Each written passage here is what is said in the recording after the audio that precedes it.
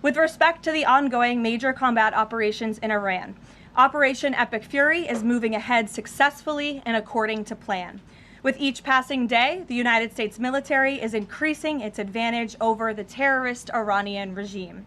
More than 11,000 enemy targets have been struck to date, each strike further crippling the regime's offensive and defensive capabilities and creating more leverage for the United States and our allies. Compared to the start of the operation, Iran's ballistic missile and drone attacks are down by roughly 90%. The United States is also decimating the Iranian regime's navy. We have destroyed more than 150 of their naval vessels so far, including 92% of their largest vessels. The Iranian Navy has no vessels operating in major regional waterways and no ability to project naval power, which is why they've been assessed as combat ineffective.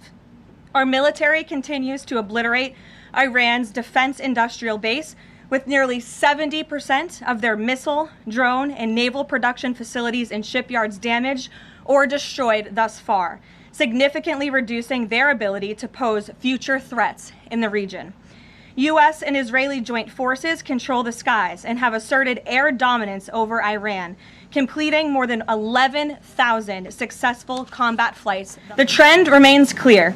The United States is conducting more intense, targeted strikes with devastating combat power with each passing day to destroy the threat posed by the Iranian terrorist regime, as President Trump sought out to do a month ago. It's no surprise that we are seeing the remaining elements of the regime become increasingly eager to end the destruction and come to the negotiating table while they still can. Despite all of the public posturing you hear from the regime and false reporting, talks are continuing and going well. What is said publicly is, of course, much different than what's being communicated to us privately. As a result, President Trump issued a 10-day pause to postpone planned strikes on Iranian power plants and energy infrastructure. This remains a truly once-in-a-generation opportunity for the regime to make a good deal with the United States, permanently abandon their nuclear ambitions, and stop acting as the world's leading state sponsor of terrorism.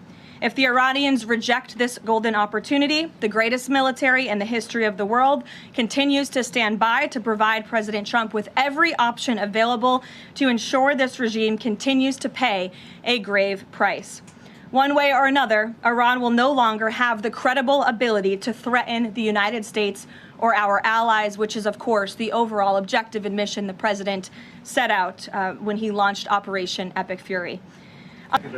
Dasha, go ahead. Caroline, I have two questions, one on Iran and one on DHS funding. On Iran, the president has said that the administration is talking to a new and more reasonable regime.